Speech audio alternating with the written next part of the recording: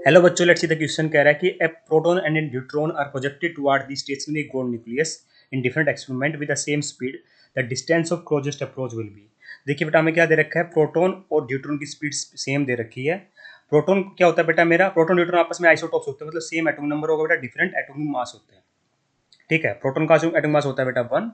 ठीक है, मतलब मास नंबर 1 होता है, और न्यूट्रॉन का होता है बेटा 2। दोनों आपस में क्या बेटा, आइसोटॉप्स है। ठीक है, अब बात करें बेटा डिस्टेंस ऑफ क्लोजेस्ट अप्रोच की, क्या होता है बेटा, इसको लिखा जाता है आर से। और ये कैसे लिखा जाता है बेटा, एक्चुअली ये होता है बेटा चार्जेस का product divide by 4 pi epsilon not, और यहाँ आती है काइनेटिक एनर्जी। ठीक है, काइनेटिक एनर्जी क्या होती है बेटा, मेरी ये होती है हाफ एम वी स्क्वायर। क्या होती है, हाफ एम वी स्क्वायर होती है।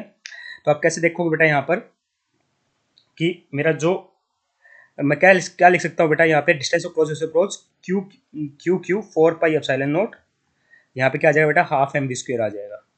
ठीक है, तो मैं क्या देख पा रहा हूँ बेटा, जो डिस्टेंस ऑफ क्लोजेस्ट अप्रोच है बेटा, मेरा वेलोसिटी पे डिपेंड कर रहा है, मास पे भी डिपेंड कर रहा है। पर वेलोसिटी दोनों, स्पीड दोनों के लिए सेम है, तो मेन किस पे डिपेंड कर रहा है बेटा, यहाँ पे मास पे करेगा। ये बेटा कांस्टेंट चीज है बेटा, चार्जेस दोनों के सेम ही होंगे, है ना, प्रोटॉन के न्यूट्रॉन के। ठीक है, मेन किस पे डिपेंड कर रहा है बेटा, मास पे डिपेंड कर रहा है। तो जिसका मास ज्यादा बेटा, उसका डिस्टेंस ऑफ क्लोजेस्ट अप्रोच कम होगा। तो मास किसका ज्यादा बेटा, न्यूट्रॉन का मास बेटा ज्यादा होता है एज कम्पेयर टू प्रोटॉन।